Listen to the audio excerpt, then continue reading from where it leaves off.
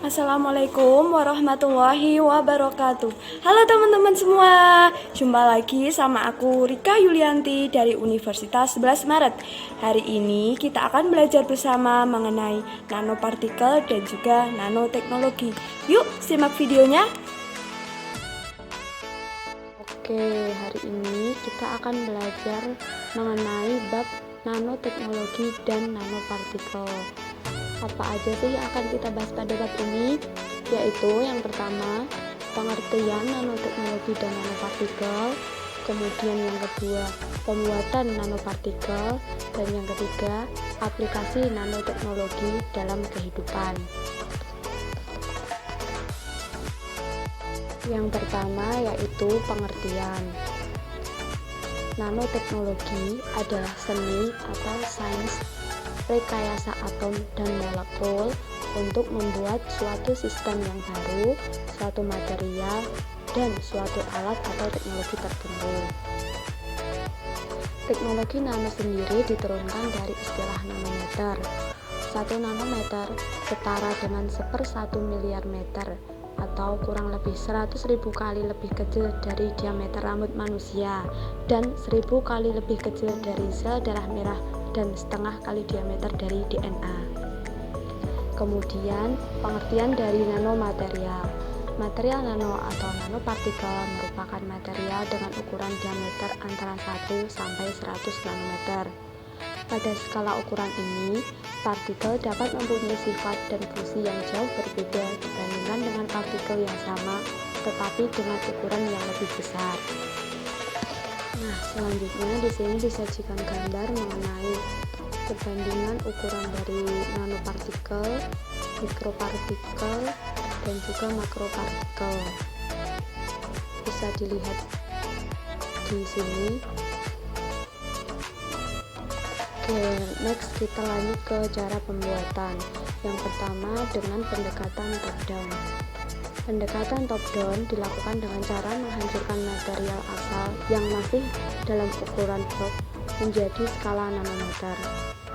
Terdapat 3 cara yang dikenal untuk membuat nanomaterial dengan pendekatan top down ini, yaitu ada penggilingan atau milling, kemudian ada litografi, dan ada machining. Yang pertama yaitu metode milling. Milling merupakan pembuatan nanopartikel dengan cara penggilingan yang memanfaatkan energi kinetik yang ditransfer ke material berukuran box untuk memecahkan dan mengurangi ukuran material tersebut. Alat yang biasa digunakan adalah High Energy Milling Ellipse 3D Motion. High Energy Ball Mill ini memiliki pola gerakan elips 3 dimensi yang mengoptimalkan tumpukan bola-bola dalam jar sehingga meningkatkan efektivitas penghancuran dan mempersingkat waktu milling. Prosedur penggilingannya yaitu serbuk dimasukkan ke dalam sebuah chamber logam dengan beberapa bola baja di dalamnya yang bergerak berputar secara terus-menerus. Di dalam chamber tersebut, bola-bola akan saling bertumbukan. Akibat tumpukan ini, maka serbuk homogen yang dimasukkan akan tertumbuk di antara bola-bola tersebut. Hal ini yang mengakibatkan partikel akan pecah. Begitu seterusnya sampai dengan mencapai ukuran yang diinginkan. Nah, keuntungan menggunakan milling secara mekanik yaitu merupakan metode yang cukup sederhana dan efektif untuk menumbuhkan kristal padat tanpa melalui reaksi kimia yang membutuhkan waktu lama dalam proses sintesa nanopartikel. Kemudian, pendekatan top down yang kedua yaitu dengan teknik litografi. Litografi merupakan metode pembuatan nanopartikel yang menghasilkan feature nanopartikel dengan cukup baik. Metode litografi merupakan metode standar dalam fabrikasi semikonduktor yang memiliki resolusi sangat tinggi. Kelemahan dari metode litografi ini yaitu membutuhkan energi yang cukup intensif, peralatan yang dibutuhkan mahal, dan lambat untuk membuat struktur 3 dimensinya. Kemudian teknik yang ketiga yaitu machining. Machining merupakan salah satu teknik pemotongan material yang biasanya digunakan di industri logam. Salah satu contohnya yaitu proses permesinan non-konvensional dengan menggunakan electrical discharge machining yang digunakan untuk memotong material yang mempunyai kekerasan tinggi seperti keramik dan komposit matriks. Prinsip kerja machining ini dengan memanfaatkan hasil erosi akibat loncatan elektron yang berupa bunga api listrik antara elektroda dan benda kerja. EDM ini dapat mengerjakan pemotongan dengan cepat dengan memanfaatkan energi termal. Energi termal berasal dari loncatan bunga api listrik akibat adanya perbedaan muatan antara elektroda dan benda kerja. Loncatan bunga api kemudian menyebabkan pelelehan lokal antara elektroda dan benda kerja, sehingga kecepatan proses pemotongan bergantung pada temperatur leleh benda kerja tersebut. Hal ini membuat proses EDM mampu memotong material yang memiliki kekerasan dan kekuatan sangat tinggi yang tidak mampu dikerjakan dengan proses permesinan konvensional. Selanjutnya, cara pembuatan yang kedua dengan pendekatan bottom up. Pendekatan bottom up merupakan pendekatan di mana nanopartikel disintesis dengan cara menyusun atom-atom hingga mencapai skala nanometer. Contoh teknologi dengan pendekatan ini yaitu teknik Sol-Gel, presipitasi, dan juga aglomerasi fasa gas. Yang pertama yaitu teknik Sol-Gel. Teknik ini merupakan suatu rute kimiawi basah yang melibatkan evolusi sistem dari suspensi koloid atau fasa sol menjadi padatan atau semi padatan atau fasa gel. Teknik ini merupakan teknik umum untuk membuat nanopartikel dengan pendekatan bottom up. Kelebihannya yaitu yang pertama konsumsi energi rendah, kemudian yang kedua kemurnian hasilnya yang tinggi, yang ketiga keleluasaan menerapkan proses-proses lain pasca Sol-Gel, dan yang keempat investasi peralatan yang relatif murah dibandingkan teknik deposisi secara fisika seperti molekular beam epitaksi dan sebagainya.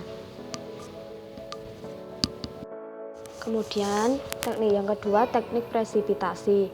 Teknik ini umum digunakan untuk mensintesis nanopartikel ZNO karena menghasilkan produk yang lebih stabil dan reproducible. Proses presipitasi dapat dilakukan pengaturan beberapa parameter seperti pH, suhu, dan waktu presipitasi. Pada sintesis dengan metode ini, pendekatan kimia yang digunakan adalah dengan mengatur konsentrasi reduktor yang digunakan seperti asam askorbat, natrium borohidrat, dan juga natrium hidroksida. Sintesis nanopartikel dengan metode ini mempunyai beberapa keuntungan, yaitu pembuatannya yang lebih terkendali, reproducible, dan dapat mereduksi pada ukuran yang diinginkan. Sintesis nanopartikel dengan metode presipitasi cukup mudah, tetapi diperlukan beberapa kali percobaan hingga menemukan formulasi yang tepat agar nanopartikel yang dihasilkan mempunyai ukuran yang stabil dan reproducible. Nah, di sini dijelaskan gambar mengenai perbandingan cara pembuatan nanopartikel dari pendekatan top down dan pendekatan bottom up, di mana pendekatan top down dimulai dari suatu materi dengan bentuk bulk, kemudian menjadi powder atau bubuk, kemudian menjadi nanopartikel. Sementara dengan pendekatan bottom up dimulai dari atom menjadi cluster dan menjadi nanopartikel. Kemudian yang selanjutnya yaitu aplikasi dari nanoteknologi dan nanomaterial. Aplikasi nanoteknologi digolongkan menjadi 3. Yang pertama, nanoteknologi bertahap, merupakan aplikasi nanoteknologi yang bersifat jangka pendek, berbagai penemuan yang cepat terjadi dan dalam jangka waktu yang tidak terlalu lama. Kemudian yang kedua, nanoteknologi evolusioner. Nanoteknologi jenis ini adalah aplikasi nanoteknologi yang belum terwujudkan dalam jangka pendek, yaitu saat ini masih dalam tahap penelitian. Kemudian yang ketiga yaitu nanoteknologi radikal. Nanoteknologi jenis ini adalah berbagai kemungkinan aplikasi yang di masa depan juga nampak tidak memungkinkan. Aplikasi nanoteknologi yang pertama dalam bidang elektronika, yaitu yang pertama ada komputer. Perakitan berbasis nanoteknologi akan dilakukan dengan teknik bottom up. Hasil yang diharapkan yaitu ukuran chips yang 3-4 kali lebih kecil dan daya dengan 2-3 kali lebih besar. Kemudian ada prosesor. Transistor dari prosesor akan dibuat menggunakan tabung nanokarbon yang memiliki arus dengan nilai 2 kali lipat arus saat ini. Diharapkan kinerja dari prosesor akan bertambah baik dan kebocoran yang terjadi semakin kecil. Kemudian ada memori. Memori komputer akan dirancang menggunakan nanodot atau titik nano berbasis nikel. Akibatnya, kapasitas simpanan diharapkan dapat mencapai orde terabyte. Dan aplikasi yang kedua dalam bidang industri mobil, yaitu yang pertama di coating badan. Pelapisan pada bodi mobil menggunakan nanopartikel akan memberikan keuntungan, yaitu badan mobil yang 3 kali lebih tahan terhadap goresan dan kecemerlangan yang lebih lama. Kemudian yaitu aplikasi struktural. Tujuan dari aplikasi struktural dalam industri otomotif adalah untuk mengurangi massa dari mobil, tetapi tetap cukup kuat untuk menopang kerangka mobil. Hal ini berakibat pada makin hematnya penggunaan bahan bakar mobil. Ini adalah gambar mengenai aplikasi nanoteknologi dalam industri mobil, yaitu di bagian solar cell, kemudian ada nanoparticle enhanced clear coat, ada non-noble metal catalyst, kemudian nanostructure electrode for line baterai, kemudian ada juga advanced magnetic sensors, ada polymer nanocomposite for structure application, kemudian nanomaterial enhanced engine coolant, ada juga nanocomposite catalyst for fuel cells, dan juga yaitu glass treatment. Kemudian yang terakhir yaitu aplikasi nanoteknologi dalam bidang konveksi, digunakan agar produk yang dihasilkan bisa tahan terhadap kotoran dan tumpahan, kemudian tahan air dan tahan bau, dan juga dapat menghantarkan listrik. Nah, berikut daftar pustaka yang digunakan dalam pembuatan video ini. Oke, gimana nih teman-teman semua? Seru kan? Jangan lupa tinggalin jejak buat like, komen, dan subscribe ya teman-teman. Jumpa lagi di video aku selanjutnya. Semoga bermanfaat. Sampai jumpa. Wassalamualaikum warahmatullahi wabarakatuh.